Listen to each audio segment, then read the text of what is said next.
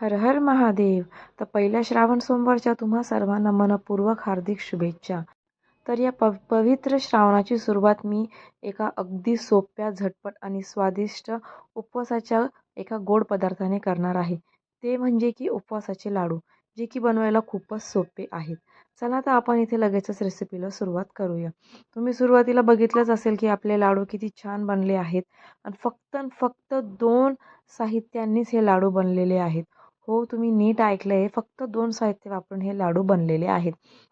तर सुरुवातीला गॅसवर पॅन ठेवला आहे. त्यामध्ये 1 वाटी शेंगदाणे इथे आपल्याला एकदम व्यवस्थित भाजून घ्यायचे आहे. मीडियम टू लो गॅसवर शेंगदाणे पूर्ण आतमध्येपर्यंत भाजले गेले पाहिजे, असे भाजायचे आहेत शेंगदाणे. वरती शेंगदाण्यांना असे काळे-काळे छोटे-छोटे डाग पडत आहे तुम्हाला दिसत असतील. म्हणजे की आपले शेंगदाणे जे आहे ते एकदम व्यवस्थित भाजले जातात. तर आता हे शेंगदाणे एक 3 ते 4 मिनिटं व्यवस्थित भाजले गेलेले आहे. ते आता साईडला ठेवले आहे मी थंड होण्यासाठी.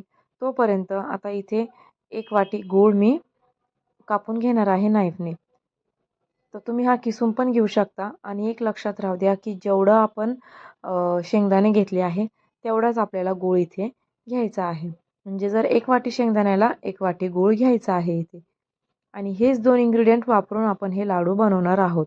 तर हे लाडू जितकेच बनवायला सोपे आहे तितकेच खायला पण एकदम टेस्टी आहे आणि फक्त एक 8 ते 10 मिनिटात हे लाडू बनतात आणि नुसतं उपवासाला न खाऊन तुम्ही इतर वेळेस पण हे लाडू बनवून खाऊ शकता. कधी पण तुम्ही बनवू शकता आणि खाऊ शकता. हे लाडू इतके हेल्दी असतात की त्याच्याने आपल्या शरीरात ऊर्जा पण येते, एक वेगळेच एनर्जी पण येते. त्यामुळे तुम्हाला सगळ्यांनाच गुळाचे फायदे पण माहिती आहे आणि शेंगदाण्यांचे फायदे पण माहिती आहे. तर हे लाडू तुम्ही एकदा बनवले महिनाभर तरी आरामात टिकतात. त्यामुळे आता असं पण श्रावण चालू झालेलं आहे, तर तुम्ही हे आत्ता बनवून ठेवू शकता आणि चांगले महिनाभर खाऊ शकता. तर आता इथे शेंगदाणे पूर्णपणे थंड झालेले आहेत. त्यांची वरची साल आपल्याला अशी हाताने चोळून काढून घ्यायची आहे. तर तुम्ही हे लाडू अजून ट्राय केलेले नसतील तर नक्की ट्राय करा. कारण बनवायला इतके सोपे आहे ना, की जे बिगिनर आहे ना, ते पण एकदम झटपट लगेचच बनवून शकतील. याला काही जास्त साहित्य लागलेले नाही आहे. तुम्ही व्हिडिओमध्ये बघू शकता. आता इथे सगळे शेंगदाणे माझे असे हाताला रगडून झालेले आहेत. तर इथे एक साल काढायची एक ट्रिक मी तुम्हाला सांगते. म्हणजे की अशा ट्रिकने जर तुम्ही हे केलं तर त्याची साल पण इकडे-तिकडे पडत नाही किंवा कुठे पसारा पण होत नाही.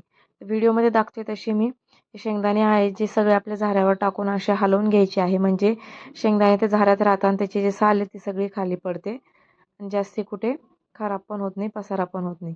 असं करून सगळं हे मिक्सर जारमध्ये आपल्याला काढून घ्यायचं आहे. तुम्ही माझ्या चॅनलला नवीन असाल, अजून सबस्क्राईब केलेलं नसेल तर नक्की सबस्क्राईब करा. व्हिडिओ कसा वाटतो व्हिडिओला लाईक करायला विसरू नका आणि हा व्हिडिओ नक्की शेअर पण करा. तर आता आपल्याला सुरुवातीला हे फक्त शेंगदाणे दळून घ्यायचे आहे. असे जाडसर दळायचे आहे, बारीक करायचं नाही आहे, लक्षात राहू द्या. त्यानंतर याच्यामध्येच आता आपण जो गूळ काढला होता तो याच्यात टाकून घ्यायचा आहे. इथे मिक्सरचं छोटंच भांडं मी वापरलेलं आहे. छोट्या भांड्यात ते थोडंसं दाबून वगैरे बसून गेलेलं होतं. त्यामुळे तर गूळ टाकल्यानंतर एकदा थोडंसं मिक्स करून घ्यायचं आहे आणि आता हे परत आपल्याला फिरून घ्यायचं आहे. बघू शकता अशी आपल्याला कन्सिस्टन्सी पाहिजे. त्यानंतर हे सगळं मिश्रण एका ताटात काढून घ्यायचं आहे.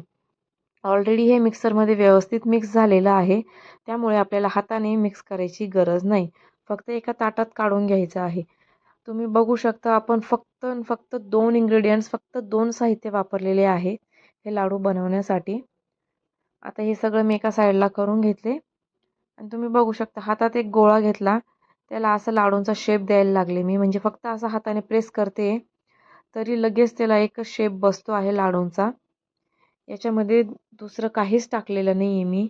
फक्त शेंगदाणे आणि गूळ. हे बघा इथे पहिला लाडू आपला रेडी आहे. तुम्हाला हवं असेल तर तुम्ही यामध्ये अजून 2 ते 3 चम्मच गरम तूप पण ॲड करू शकतात. तूप पण हेल्दी असतं आपल्या शरीरासाठी. पण इथे थोडासा आमच्या घरात माझ्या मुलींची किंवा माझी तब्येत ठीक नव्हती. घसा आमचा खराब होता. त्यामुळे मी तुपाचा अजिबातच वापर केलेला नाही आहे. फक्त गूळ आणि शेंगदाणे वापरून पण हे लाडू एकदम परफेक्ट झालेले होते आणि लगेच वळत होते मेन गोष्ट म्हणजे तर कारण त्यांची कन्सिस्टन्सी एकदम व्यवस्थित होती. अशा पद्धतीने उपवासाला हे एक गोड पदार्थ तुम्ही करून बघा. एकदम सोपं आहे बनवायला, खूपच झटपट पण बनते ही रेसिपी. तर अशा पद्धतीने सगळे लाडू इथे मी करून घेणार आहे. आणि हे लाडू खायला पण खूप हेल्दी असतात. तुम्ही मुलांना पण शाळेत शाळेत जायच्या आधी एक लाडू जरी दिला ना त्यांना, तरीही खूप हेल्दी असतो तो. तर अशा पद्धतीने एका वाटी शेंगदाण्यांपासून मी 10 ते 12 लाडू बनवले होते. पण ते लाडू बनवता बनवताच मुलगी एक एक येऊन खाऊन जात होती.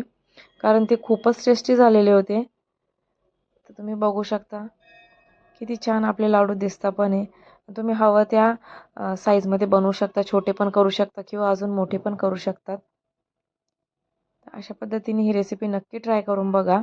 आणि सगळ्यांना शेअर पण करा तुमच्या फ्रेंड्स, फॅमिली मेंबर्ससोबत. इथे मी एक लाडू तुम्हाला तोडून दाखवते.